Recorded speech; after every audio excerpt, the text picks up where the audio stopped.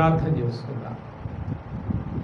పరమ తండ్రి అయిన దేవా, యేసుక్రీస్తు ప్రభువా, మా ప్రియరక్షక, ఈ దినమున మీరు మాతో మాట్లాడనై ఉన్నందుకు వందనాలు. వినగల చెవి, గ్రహించగల మనసు, అనుసరించి నడుచుకొనగలిగిన జీవితం మాలో ప్రతి ఒక్కరికి మీరు అనుగ్రహించుమని ప్రభువును ప్రియరక్షకుడైన యేసు నామమున ఈ వాక్యోపదేశం ప్రారంభిస్తున్నాము తండ్రి. ఆమేన్. పేతురు గారు తన 2వ పత్రికలో 3వ అధ్యాయంలో ఈ మాట రాస్తూ ఉన్నాడు కదా. 14వ వచనం నుంచి గమనిస్తే, ప్రియులారా, వీటి కొరకు మీరు కనిపెట్టువారు గనక శాంతము గలవారై ఆయన దృష్టికి నిష్కలంకులుగాను నిందారహితులుగాను కనబడినట్లు జాగ్రత్త పడుడి. ఆమేన్. యేసయ్యకే మహిమ కలుగును గాక. దేవుని దృష్టికి నిష్కలంకులంగాను నిందా రహితులుగాను కనబడాలి అన్నదే దేవుని యొక్క కోరిక. ఎందుకంటే మనల్ని ఎందుకు అంతగా శ్రమల పాలు చేస్తాడు, ఎందుకు మనకు అన్ని పరీక్షలు పెడతాడు, ఎందుకు మనల్ని అంతగా శోధిస్తాడు అని అంటే, ఆయన పరిశుద్ధుడు. చెప్పండి, దేవుడు పరిశుద్ధుడు, డౌట్ లేదు కదా. నేను పరిశుద్ధులను కావున మీరును అనడం లేదా?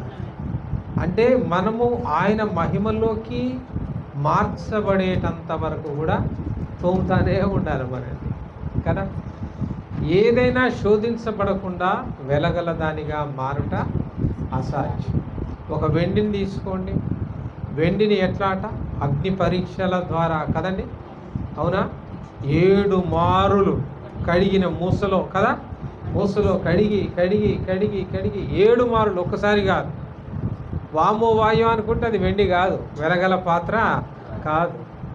అన్ని పాత్రల్లాగా కాదుగా. వెండి అనే దానికి ఒక ప్రత్యేకమైన విలువ ఉంది, అవునా. ప్రత్యేకమైన ఇప్పుడు శుభకార్యాలు ఏమైనా జరుగుతాయి, వెండి పాత్ర కావాలి అని కోరుకుంటాం. కాస్త డబ్బున్నోడు ఉన్నాడు, ఆడు మంచి వెండి పళ్ళెంలో నేను తింటన్నా తెలుసా అని గర్వంగా చెప్పుకుంటాడు.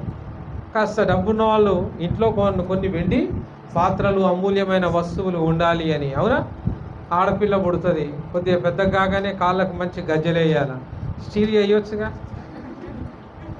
వెండే వెల, దానికి ఒక వెల. పెళ్ళి అవుతుంది, మేనమామ మెట్టలు పెట్టాలంటారు, ఏదోడు పెట్టొచ్చుగా. వెండే, దానికి ఒక వెల. అంత వెలగల పాత్రగా అది మార్చబడాలి అంటే 7 మారులు అది మట్టి మూసలో, అర్థమైందా, అన్ని శోధనల గుండా అది పోవాల్సిందే. బంగారం కూడా అంతే. కాబట్టి దేవుడు కూడా ఆయన పరిశుద్ధుడు కాబట్టి మనల్ని తన పరిశుద్ధతలోకి మార్చాలి. అంటే మహిమలో నుంచి మహిమలోకి కదండి. దేవుడు తన మహిమలోకి మనల్ని మార్చుకోవడం కోసం రకరకాల శోధనలు, రకరకాల పరిస్థితులు మనకు కలిగిస్తూ ఉంటాడు. దాంట్లో మొట్టమొదటి పరిస్థితే 18వ వచనంలో రాయబడి ఉంటుంది. మన ప్రభువును రక్షకుడునైన యేసుక్రీస్తు అనుగ్రహించు కృపయందును జ్ఞానమందును అభివృద్ధి పొందుడి. హల్లెలూయా. అంటే ఎదగడం. దేవుని యొక్క కృపలో మనం ఏం కావాలి? 18వ వచనంలో క్లియర్గా ఉందిగా, యేసుక్రీస్తు అనుగ్రహించు. ఆ కృపలో మనం ఎదగాలి. హల్లెలూయా. ఆ కృప మనకి ఎదిగింది అనుకోండి, ఇవన్నీ అల్పంగా కనిపిస్తాయి కదా. ఇప్పుడు డీటెయిల్గా నేను ఆరాధించేంతవరకు అవన్నీ నాకు చాలా శోధనలేమో అనుకున్న భావనలో ఉండుండే. తర్వాత ఇప్పుడు క్లారిటీ వచ్చేసి ఉంటుంది. This is common for all, it is nothing special for all కదా. నాకేమీ ప్రత్యేకమైంది కాదు, అందరికీ వచ్చినాయే, నాకు కలిగినాయి. ఇది ఏం చేస్తుందంటే, ఒక కృప మనల్ని ఆ మహిమలోకి మనల్ని తీసుకెళ్తుంది. మన కృప ఏం చేస్తుందంటే, దేవుని యొక్క కృప మన మీద ఉన్నప్పుడు ఏముంది, ఇదో పెద్ద లెక్క అనిపిస్తుంది. అప్పుల పాలు అవుతాం, ఏముంది ఇదో పెద్ద లెక్క, అవును అయినాయి, తీరవా, మేము తీర్చుకోలేవా అనిపిస్తుంది. అవునా. హాస్పిటల్లో బెడ్ మీద పడతాం, ఏ పెద్ద గ్రేటా, ఎవడైనా ఉంటాడు. ఈ హాస్పిటల్లో ఎన్ని బెడ్లు ఉన్నాయో బెడ్కొకడు ఉన్నాడు. వాళ్ళందరూ బెడ్లకు అంకితమేం కాదుగా. ఒక దినాన ప్రతి ఒక్కడు ఈ బెడ్ మీద నుంచి మళ్ళీ నడుచుకుంటూ, అంటే నీలో ఉన్న ఆ కృప ఏం చేస్తుంది, నిన్ను ఈ క్లారిటీలోకి తీసుకొస్తుంది. ఈ కృపలో నువ్వు ఎదగకపోతే ఏమవుతావు? నిరుత్సాహపడతావు. అయ్యా నాకే ఇట్టయిందే, నేను మంచాన పడితేనే, అయ్యో నాకు రోగం వచ్చినాయి, అయ్యో నాకు అప్పులు అయ్యానే, అయ్యో నాకు తిప్పలు వచ్చినాయి, అయ్యో అయ్యో అయ్యో అని లోకస్తుడు అయ్యో అంటూ బతుకుతాడు. దేవుని బిడ్డలు ప్రత్యేకంగా కృపలో ఎదిగినవాడు ప్రతి పరిస్థితిని బట్టి ఏమంటాడండి? చెప్పాలి, ఏమంటాడు? దేవునికి కృతజ్ఞతాస్తుతులు చెల్లిస్తాడు. హల్లెలూయా! ప్రతి పరిస్థితిలో కూడా కష్టమందైనా కృతజ్ఞతే, నష్టమందైనా కూడా కృతజ్ఞతే, లాభం వచ్చినా కృతజ్ఞతే, ప్రతి పరిస్థితిలో కూడా కృతజ్ఞతే. అట్టి కృపలో మనం ఎదగాలి అంటున్నాడు కదా. దేవుని యొక్క మహిమలోకి, ఆ సారూప్యములోకి మనం మార్చబడాలి అంటే మనం కొన్ని స్టేజెస్ దాటాలి. దాంట్లో ఫస్ట్ స్టేజే కృపలో మనం ఎదగడం. ఆ కృపలో మనం ఎదిగినప్పుడు మన జీవితంలో మనకు వచ్చిన ఎదురైన ప్రతి పరిస్థితిని కూడా మనం ఎంజాయ్ చేస్తాం. మనం ఏడవం, ఆ పరిస్థితుల్లో మనం ఏడవం. శ్రమల యందు పౌలు గారు ఏం చేస్తున్నారు? సంతోషిస్తున్నాడు. He is enjoying. దైవ సేవకులు, దేవుని ప్రకటించే బోధకులు ఎవరి సాక్ష్యమన్నా వినండి, శ్రమల యందు వాళ్ళు సంతోషిస్తారు. అవునా? శ్రమలలో ఆనందిస్తారు. శ్రమలు రావాలి అని కోరుకుంటారు. ఎందుకంటే శోధించబడిన మీదట యేసు ప్రభు బాప్తిస్మం తీసుకోగానే అపవాదితో శోధించబడుటకు ఆయనగా అపవాదిని వెతుక్కుంటూ అరణ్యమునకు వెళ్ళను అని వాక్యం బోధిస్తూ ఉన్నది. మనం శ్రమల కోసం ఎదురు చూడాలి, శ్రమల కోసం ఆశపడాలి. శ్రమలు రావద్దని కాదు, ఎందుకంటే శ్రమలలో పరీక్షించబడితేనే దేవుని యొక్క మహిమలోకి నువ్వు మార్చబడతావు. లేదా మానవుడిగానే మిగిలిపోతావు, భూ సంబంధిగానే ఉండిపోతావు. నేను భూ సంబంధిగా విడిచిపెట్టడానికి కాదు కదా దేవుడు వచ్చింది. ఆయన మహిమ సారూప్యములోకి నిన్ను మార్చడానికి దేవుడు ఈ లోకములోకి వచ్చాడు. ఆ వార్త నమ్మదగినయో పూర్ణ అంగీకారములకు యోగ్యమునయ్యున్నది. హల్లెలూయా! కాబట్టి మొట్టమొదటిది ఏమి నేర్చుకున్నాం? మనం కృపలో ఎదగాలి అని నేర్చుకున్నాం. ఎఫెసీలకు రాసిన పత్రికలో 4వ అధ్యాయము 13వ వచనాన్ని ఒకసారి గమనించండి.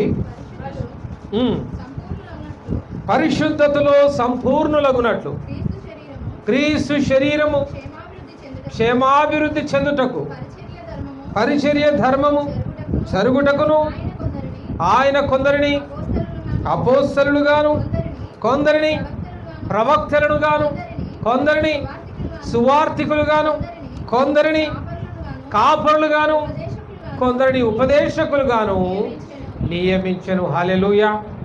ఈ లోకంలో పరిచర్య ధర్మం జరగాలి, దేవుని యొక్క సువార్త పరిచర్య జరగాలంటే 5 కేటగిరీలు చాలా ఇంపార్టెంట్ కదా. ఎవరు 5 కేటగిరీలు? అపోస్తలులు కావాలి, ప్రవక్తలు కావాలి, సువార్థికులు కావాలి, కాపరులు కావాలి, ఉపదేశకులు కావాలి. దీన్ని ఒక ఆర్డర్లో చెప్పుకుంటూ వద్దాం. అర్థమైందా? ఒకటి ఇది ఏంటిది అంటే అపోస్తలు. ఈ ఏలు ఎవరి మీద ఆధారపడదు. అవునా? ఈ 4 ఏళ్ళ లాంటిది కాదు. This is independent.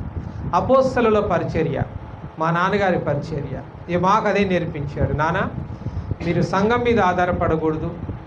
ఎవరో మనకిస్తే, ఏదో సంస్థ మనకు సహాయం చేస్తే మేము సేవ చేస్తామని ఒకరి మీద ఆధారపడకుండా be independent.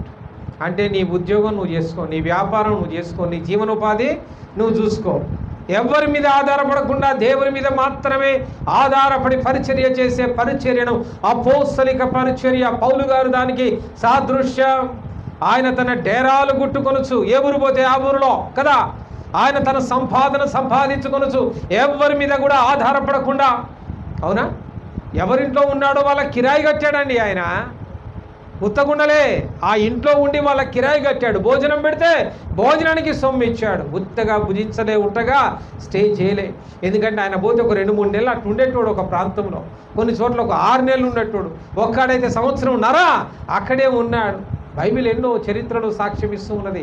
Never he's dependent. 1.5 సంవత్సరం ఒక వ్యక్తిని ఎవరైనా పోషించగలరా? చెప్పండి. It's impossible. ఒకరోజు వచ్చారు దైవ సేవకులు అంటే సంతోషంగా ఎవరైనా ఏదైనా చేస్తారు. అరే వీడు బాగా పెడుతున్నారా మనకు వచ్చినప్పుడు వెళ్ళా, రోజు వచ్చినామనుకో చెప్పాలి, పెడతారా? కాబట్టి అపోస్తలులు ఎవరి మీద ఆధారపడేవాళ్ళు కాదు. తర్వాత ప్రవక్తలు ఉండేవారు. చూపుడు వేలు దేనికి సూచన? హెచ్చరికకు సూచన. ప్రవక్త హెచ్చరించడం. కడిగవతల పడేశాడు, మహారాజులనే కడిగవతల పడేశాడు. అవునా? దావీదు మహారాజును కడిగి పడేశాడు ప్రవక్త. అవునా? హిజ్కియా మహారాజును కడిగి పడేశాడు, ఉతికి ఆరేసాడు. ఎలీషా లాంటి ప్రవక్తలు అయితే వాళ్ళు వస్తుందంటే రాజులు గడగడలాడేటోళ్ళు. ఓరి నాయన వీడికి జిక్కి తినరా నేను అని. అంటే ఏ మాత్రం కాంప్రమైజ్ కాకుండా, మనుషుల మెప్పు గురించి ఆలోచన చేయకుండా, దేవుని నుంచి ఏ వర్తమానం అందిందో ప్రజలకు అంత ఖచ్చితమైన హెచ్చరికగా బోధించేవారు. మూడవది ఇంకెవరున్నారు చెప్పండి? ఉపదేశకులు ఉంటుంది. ఈ అన్నిట్లో పెద్ద ఏలు ఉంటుంది. ఇది ఉపదేశకులు. ఎవరి ఉపదేశకులు అంటే ప్రసంగికులు. వీళ్ళకు ఒక సంఘం ఉండదు, ఒక చర్చ్ ఉండదు, ఒక ప్రత్యేకమైన అంటే సంస్థ అనేది ఏమీ ఉండదు. కానీ దేవుడు కొద్ది మందిని టీచర్స్గా ఉపదేశించడం కోసం వారిని వాడుకుంటారు. అంటే లైక్ బైబిల్ కాలేజెస్, రాబోయే సువార్త తర్ఫీదు కోసం, కొద్దిమందిని సేవకుల్ని తయారు చేయడం కోసం. వీళ్ళకు సంఘ సంస్థాపన వీళ్ళ కాన్సెప్ట్ కాదు, ఆత్మల సంపాదన వీళ్ళ కాన్సెప్ట్ కాదు, కుటుంబాల పరిరక్షణ వీళ్ళ కాన్సెప్ట్ కాదు, సంఘ పరిచర్య వీళ్ళ కాన్సెప్ట్ కాదు. దే ఆర్ ఓన్లీ టీచర్స్, ఉపదేశకులు. క్లాస్ చెప్పాడా? 10 నుండి 11ంటికి నా క్లాస్, నేను వచ్చాను, పరిశుద్ధాత్మ అనే టాపిక్ చెప్పాను, వెళ్ళిపోయాను, అయిపోయింది. ఇక మళ్ళీ నాకు నీకు సంబంధం లేదు, నువ్వు నన్ను పిలుస్తావో మళ్ళీ జీవితంలో కలుస్తావో కూడా సంబంధం లేదు. అంటే అందరికీ టాప్ మోస్ట్లా కనపడతారు. బికాస్ మనెవరికి తెలవని కొత్త సంగతుల్ని టీచర్స్, బోధకులు మనకు నేర్పిస్తారు, బోధిస్తారు. తర్వాత ఉన్న ఫింగర్ ఏంటి? ఈ ఫింగర్ని ఏమంటాం? Royal finger. అవునా? రింగులన్నీ ఆడపెడతావు, దీనికేగా ఉంగరపు వేలు. ఇది సంఘ కాపరి, కాపరుల పరిచర్య. దండిగా దొరుకుతుంది. పెళ్ళైనా కాపరికి మంచి పోషణే, కొత్త బట్టలు. ఆ పెళ్లి కొడుకు పెళ్లి కూతురు తీసుకుంటారు. అవునా? మీ ఇద్దరు పిల్లలకు కూడా మాకు కొత్త బట్టలు ఇచ్చింది. ఇప్పటికీ మీరు పెట్టిన కొత్త బట్టలు ఉన్నాయి. అది మళ్ళీ ఎవడు పెళ్లి చేసుకుంటే వేసుకుందామా అని ఎదురు చూస్తామని. ఎవడు చేసుకున్నప్పుడు వేసుకోవాలి అంతే. అంటే ఏంటంటే సంఘ కాపరి యొక్క పరిచర్య ఎలా ఉంటుందంటే, ఆయనకి ఏ కొదువు ఉండదు.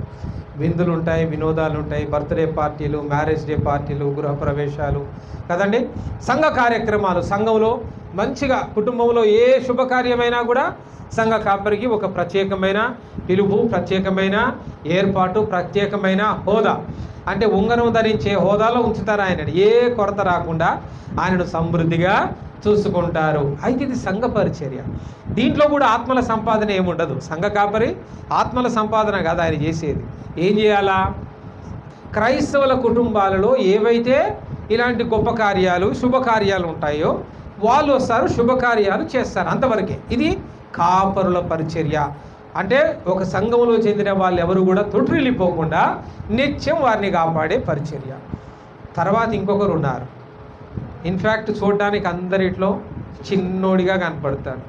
ఇవాంజలిస్టా, సువార్థికుడా అన్నట్టే ఉంటాడు. కానీ వీటన్నిటికీ కూడా మూల స్తంభము వీడే. వీటన్నిటికీ మూల స్తంభము. ఒక సువార్థికుడు లేకుండా ఒక వ్యక్తి రక్షణ పొందలేడు. సువార్త ప్రకటించబడకుండా ఒక ఆత్మ సంపాదించలేడు. ఇతను ప్రకటించి సంపాదిస్తేనే మిగతా నలుగురికి పని. అంటే ఎవరి పనులు వాళ్ళే. వీళ్ళందరినీ దేవుడు ఎందుకు ఏర్పాటు చేశాడు అంటే నీవు స్థిరపడుట కోసం. హల్లెలూయా, యేసయ్యకే మహిమ కలుగును గాక. మనము సత్యములో స్థిరపడాలి. రెండో ప్రాముఖ్యమైన విషయం ఏం చెప్పండి? మనము సత్యములో స్థిరపడుట కోసం 5 రకాల బోధకులని, సేవకులను దేవుడే నియమించి స్థాపించి ఉన్నాడు. మూడో విషయం, కొరింథీయులకు రాసిన మొదటి పత్రికలో మనం గమనించినట్లయితే 2వ అధ్యాయం 6వ వచనాన్ని చూడండి.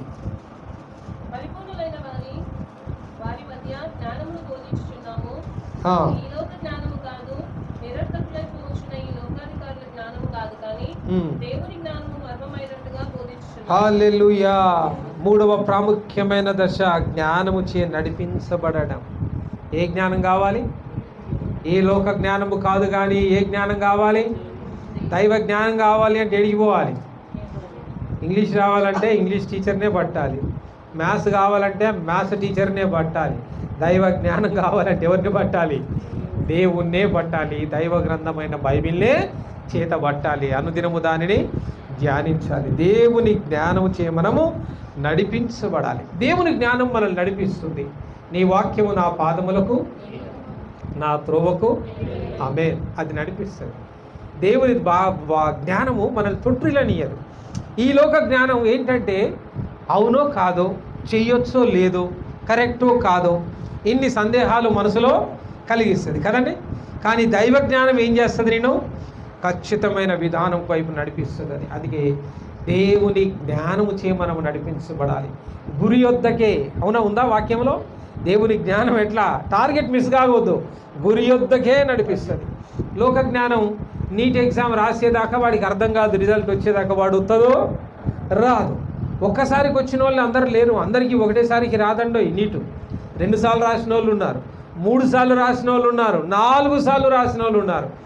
మా పెద్ద అమ్మాయితో నీట్ రాసిన వాళ్ళు మళ్ళీ ఈసారి కూడా నీట్ రాశారు. అంటే మా అమ్మాయి ఇప్పుడు 4th ఇయర్కి వచ్చిందంటే 4వసారి కూడా వాళ్ళు నీట్ అటెండ్ చేశారు. ప్రయత్నం చేస్తున్నారు. వస్తుందో రాదో ఎవరికీ తెలియదు. అన్నిసార్లు రాసి రాకపోతే కొద్దిమంది ఏం చేస్తారండి, బాగా నిరుత్సాహపడతారు. జీవితంలో సమస్తాన్ని కోల్పోయినట్టుగా ఉంటారు. కానీ దేవుని జ్ఞానం నిన్ను ఏం చేస్తుంది తెలుసా? ఒకవేళ నీకు నీట్ రాలేదనుకో, నీకు ధైర్యాన్ని ఇస్తుంది. నీటికే యోగ్యత లేదు, ఇస్తుందా లేదా?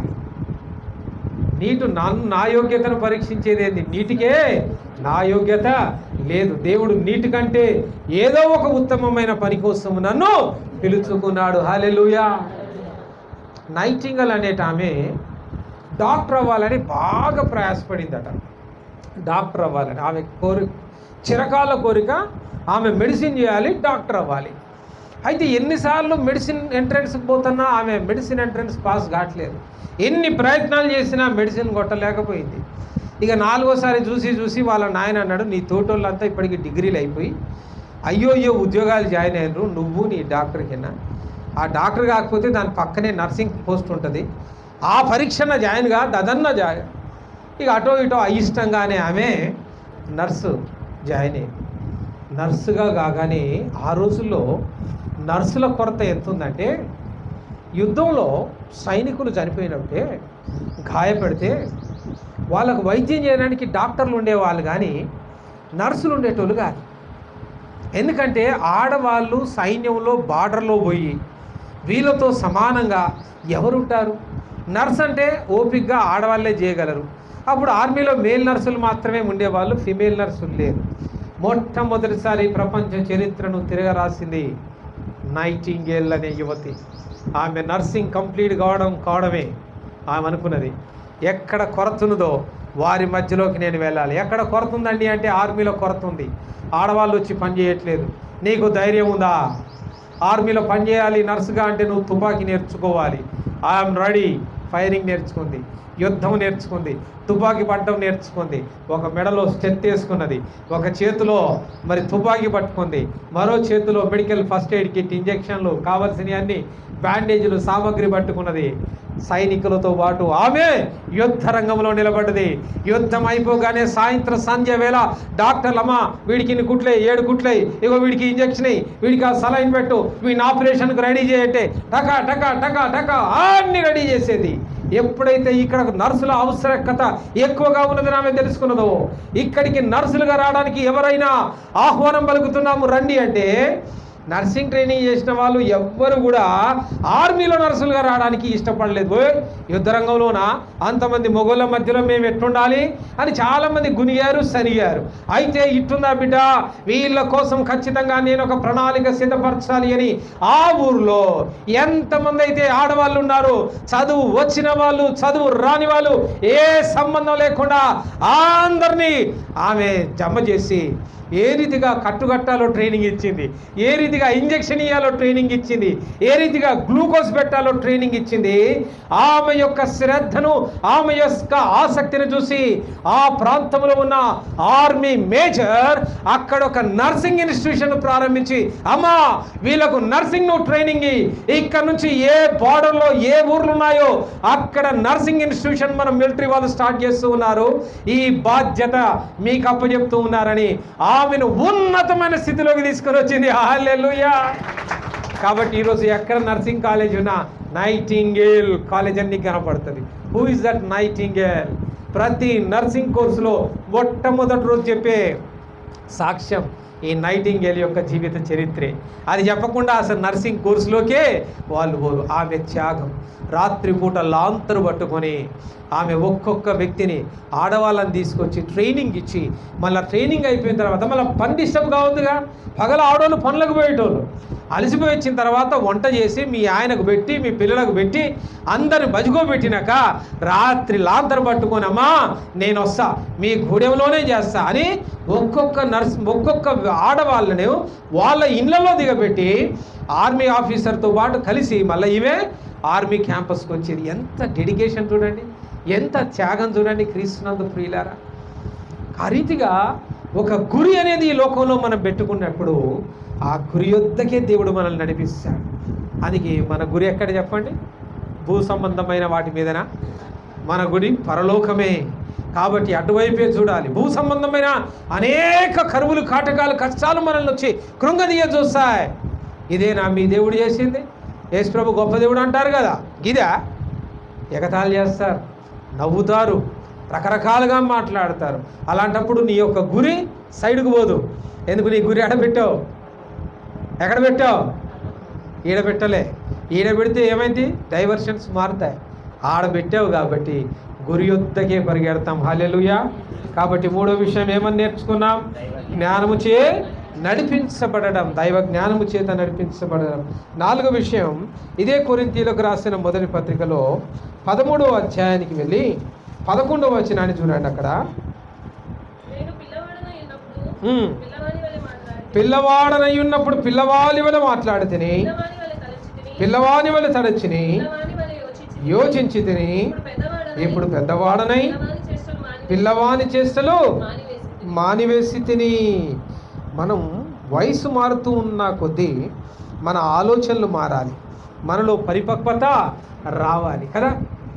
ఒకప్పుడు అట్లా ఉన్నాం, పిల్లవాడి చేష్టలు పిల్లవాడిగా, పెద్దగా అయిన తర్వాత జైలుగా లాగు లేకున్నా ఉరికేటోడు చిన్నప్పుడు.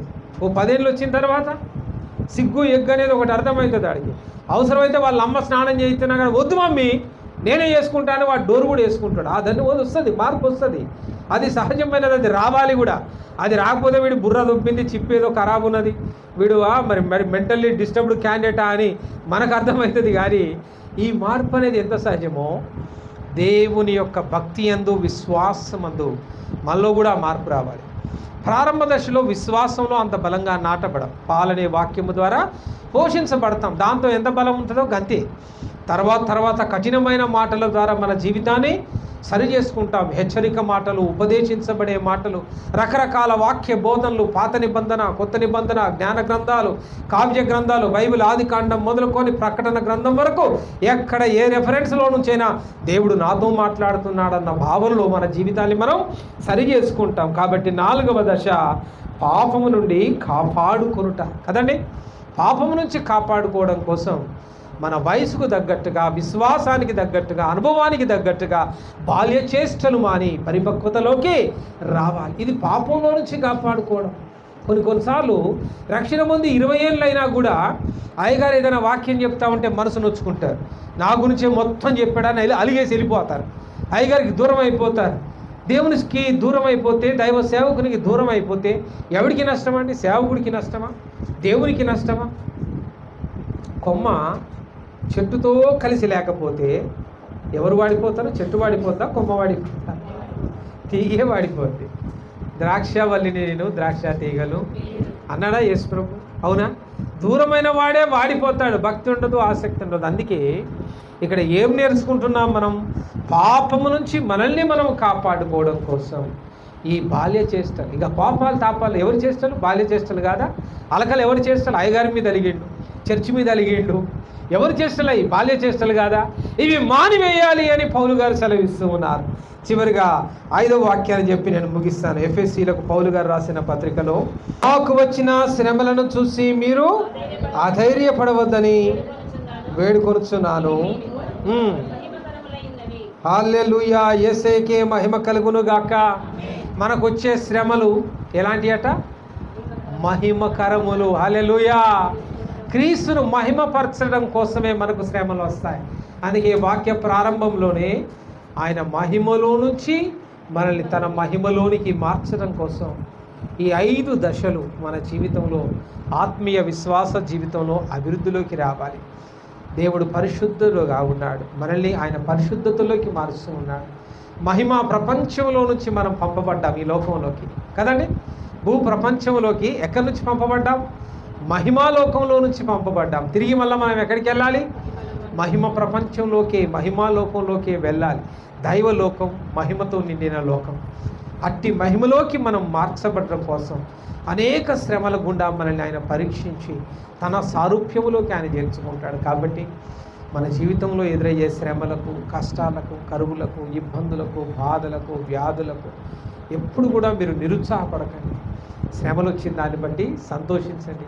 శ్రమలలో ఆనందమే జీవితమంతా పాడేదను, ఆ శ్రమలలో ఆనందమే జీవితమంతా పాడేదను, నాకై శ్రమ పొందిన యేసుకై ఎన్ని శ్రమలైనా అనుభవింతు, నాకై శ్రమ పొందిన యేసుకై ఎన్ని శ్రమలైనా అనుభవింతు.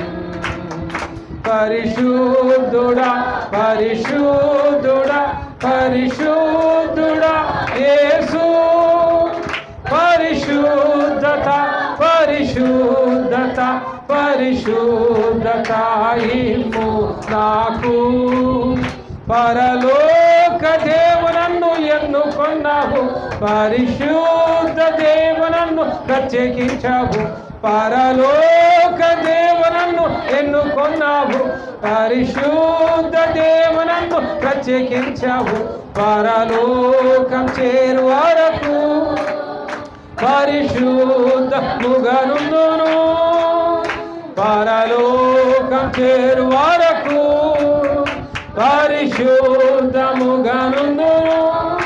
హల్లెలూయా. రండి మోకరిద్దాం. అట్టి పరిశుద్ధతలోకి మార్చబడలాగున దేవుని ద్వారా అట్టి శ్రమలకు మనం సిద్ధపడదాం. శోధనను ఎదుర్కొంటకు దేవుని సహాయాన్ని అడుగుదాం. రండి ప్రార్థన చేద్దాం.